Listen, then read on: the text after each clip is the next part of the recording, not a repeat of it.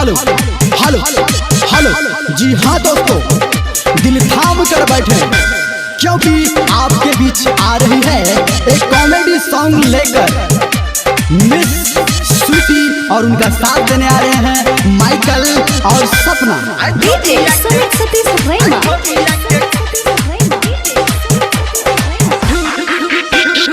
हम होई बाबा लहंगा के पुजारी, मिली तुम्हारी न तो बाल ब्रह्मचारी। हम होई बाबा लहंगा के पुजारी, मिली तुम्हारी न तो बाल ब्रह्मचारी। आ मेरा मंत्र है तारा रा आई छोड़िया के घर में लाके ढूक, वो छौरिया के घर में लाके ढूक।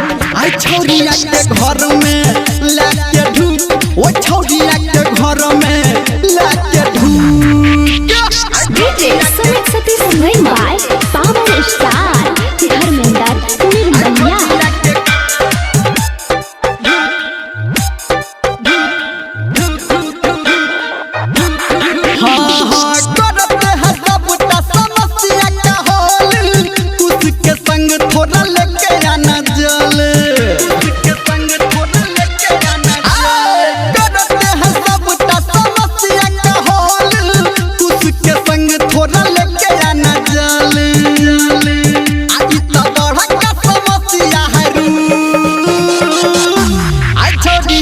घर में लाके ढूक, वो छौरिया के घर में लाके ढूक। आई छौरिया के घर में लाके ढूक, वो छौरिया के घर में लाके ढूक। डीजे सुमित सतीश भाई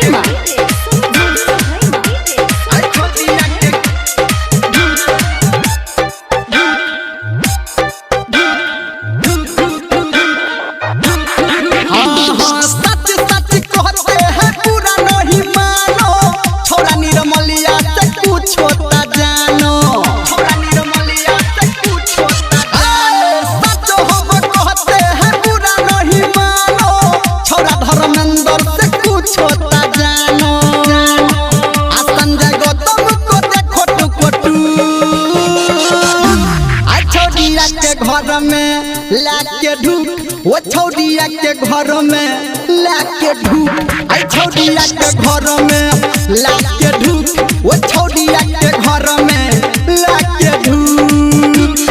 हम हई बाबा लहंगा के पुजारी, मिली तुम्हारी न तो बाल ब्रह्मचारी। आ मेरा मंत्र है तारा रा आई छौरिया के घर में लाके ढूक, वो छौरिया के घर में लाके ढूक। वो छौरिया के